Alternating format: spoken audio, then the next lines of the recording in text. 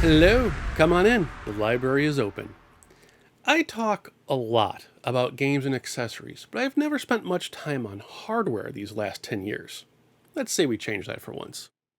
As luck would have it, the 24th anniversary of Sony releasing the PlayStation's little brother is almost upon us. The PS1, spelled phonetically, was the original PlayStation system boiled down to its core functions. Gone were the parallel port, the serial port, no more reset button, with the bulk of the exterior also missing. This meant no more link cables, no more cartridge Game Sharks, no nothing. But Interact took care of that. Retailing at a very comfortable $99.99, the little charmer came with the deck, a newly stylized matching DualShock controller with rounded edges, AV cords, and the AC adapter. At a measly £1, it was one of the cutest electronics you could add to an entertainment center. Its retail packaging was a far cry from the original style. Gone were the glamour shots on the front, giant logos removed, and everything else wiped clean. In its place was a simple, yet powerful gray shell mirroring the PlayStation 2's original all-blue packaging. Inside the documents packet came the demo disc known as PS1, Wherever, Whenever, Forever. It was designed for the hand-me-down crowd with various genres and age groups. Sports fans could dabble in NFL Game Day 2002, while young female gamers could find solace in Barbie Explorer, Disney's Atlantis, and Monsters, Inc. While those who wished to be heroes got to mess around with X-Men Mutant Academy 2 and Spider-Man 2 Enter Electro.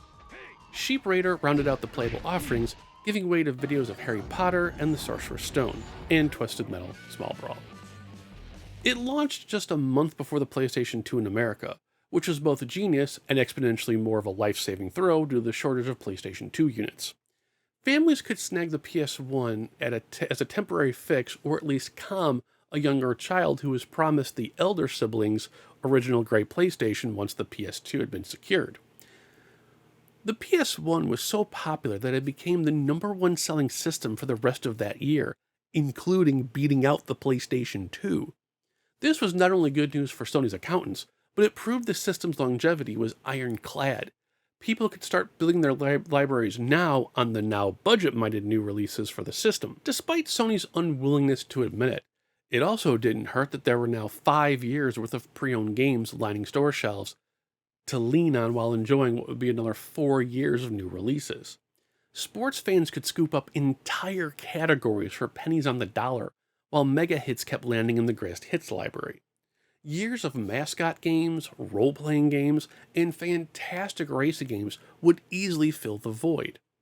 When consumers finally did snag their PlayStation 2, all those purchases moved to the upgraded hardware. Just don't forget your memory card. Sony wasn't content with releasing just a smaller gaming system, but making it portable to a small degree. An official car adapter and a wonderful first-party LCD screen came alongside the system. The LCD is measured 5 inches diagonally and it's screwed into the console for a secure fit. Built-in speakers and simple control options allowed for fine-tuning depending on the environment. It even had a headphone jack, so the only disturbance you'd make were button presses. Because this is PlayStation Library, of course there were variants. Starting with the base gray unit, Sony created a special slipcover that called out the Harry Potter video demo to try and cash in on the movie hype as it came to theaters. The only difference between the two releases is literally just that slipcover. Back to the LCD screen. It came alone in an oddly stark white packaging, or you could get both of them pre-assembled in one minty box for a small discount. As the system entered its twilight years, Sony gave it one last updated look, providing a wonderful homage to the original PlayStation's Day 1 box, if slightly modernized. From here, the only other official variant currently known was courtesy of Target. Sony provided them with a crazy clamshell bundle, including the system in 3 games, Crash Bandicoot 2, Cool Borders 4, and Stuart Little 2 offered latecomers the best possible deal on a new system, if they ignored the LCD bundle. Sony even made all the more common accessories to match the aesthetic. Controller plugs were now rounded instead of squared off, buttons and analog sticks were the lighter gray, with a fresh set of color options brought into the mix. Even the multi-tap got a new look with its matching light gray mold job. Third-party companies like Interact jump onto the bandwagon immediately, offering less expensive LCD options and, more importantly, vying for the elusive portable battery market. If you've never purchased one, I recommend skipping on picking up any of them. 20 years past their prime, I can only imagine what destructive elements now lay dormant in them. Specifically, if they sat in shipping crates in a dusty, damp warehouse. One of the more comical accessories for the PlayStation 1 is this guy. It's a simple combination controller and arcade stick. I can't speak for it as I've never used it, but let me tell you, the thought of performing charge motions in the heat of a Street Fighter Alpha 3 match while being tied directly to the system as a spinning platter is in high gear gives me the heebie-jeebies. Not to mention a few laser scratches on your favorite game. Or worse, having to hold this as a controller. Look how big this is. Now, my journey with the PlayStation 1 was quite a tale to tell. I was still working for GameShark and Rayman 2 had just come out. Since I had nothing else to do and my car's transmission was conked out, I figured now would be a good time to work over the weekend and get the review done. Not 10 minutes into the game, my original first-generation Big Ray PlayStation finally gave up the ghost. With no car and nothing else to do, I walked an hour in one direction to the Target of all places and secured the original silver-boxed cutie. Carried it all the way back for an hour and finally sat down to play Rayman 2. To this day, I couldn't tell you anything about Rayman 2, but I remember the walk and the system purchase like it was yesterday. There's just something about a new hardware purchase that makes a lasting impression on you. 24 years later, the system is still one of the best investments for simple gaming, especially if you have an LCD.